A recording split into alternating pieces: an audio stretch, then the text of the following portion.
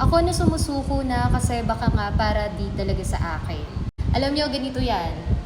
Dumaan din po talaga ako dyan. Aminado ako. At isa sa parang coping, hindi siya totally coping mechanism, parang defense mechanism, gano'n. Hindi ko alam yung exact word, pero sabi ko nun, nung hindi pa ako na-permanent, lagi ko sinasabi nun, kesa naman yung parang magpakapagod dito, tapos mababa yung sweldo, mas deserve ko na mag-ibang bansa.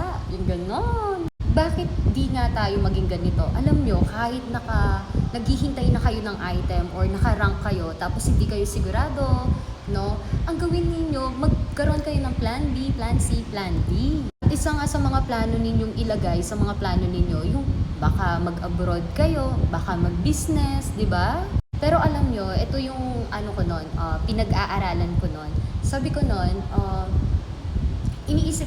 talagang iniisip ko, nagme-meditate ako, pinag-aaralan ko kung para siya sa akin, at ipaglalaban ko siya. I will try and try kung gusto ko talaga siya. Pero kung nararamdaman kong parang hindi na, mag-abroad na ako noon, bala ko na noon mag-abroad. Bala kong mag-abroad pero hindi ko inasikaso yung papers ko. Kasi nasasaktan na talaga ako noon. Isipin mo, rank 1 ako, tapos ganun yung nangyari. Pero sabi ko, dun pa lang naman sa isang DO, itatry ko pa sa isa. And tignan ninyo saan tayo dinala ni Lord. Ano yung will niya talaga sa atin. Kasi minsan gusto niya rin na tayo mismo malaman natin sa sarili natin kung saan ba talaga natin gusto at ano ba talaga ang gusto natin. So, ang sabi nga, huwag mong hayaan na naghihintay ka lang. Huwag mong hayaan or masayang yung panahon habang naghihintay ka. May reason bakit ka naghihintay. Ang reason, baka ang kailangan is mas galingan mo pa. Aminin natin, hindi tayo perfect. Always magbigay tayo ng space for learning. Tama po ba? Kasi kahit ako na teacher, kahit yung mga luma na or mga season na, kailangan pa rin matuto.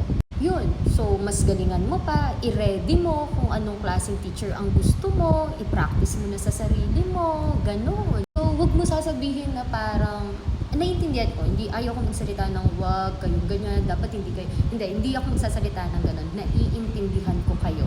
Pero kailangan maging wise tayo habang naghihintay. So ako noon, ang ginawa ko, nag-tutor ako, tinatry ko yung pagko-content. So maraming bagay na pwede kayong, anong tawag dito, maraming bagay na pwede nyo itry. Kaya laging tandaan, lagi kayong magkaroon ng plan A, plan B, hanggang plan Z kung maaari.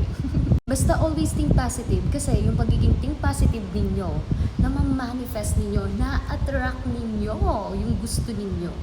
Kasi kapag problema or stress kayo, mas yung parang palapit na, kaso lumalayo ulit yung blessing kasi nagiging negative ka. So ang pinakamahalaga is dapat positive kayo.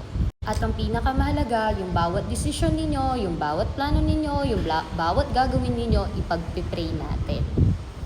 At yun lamang po. Thank you po.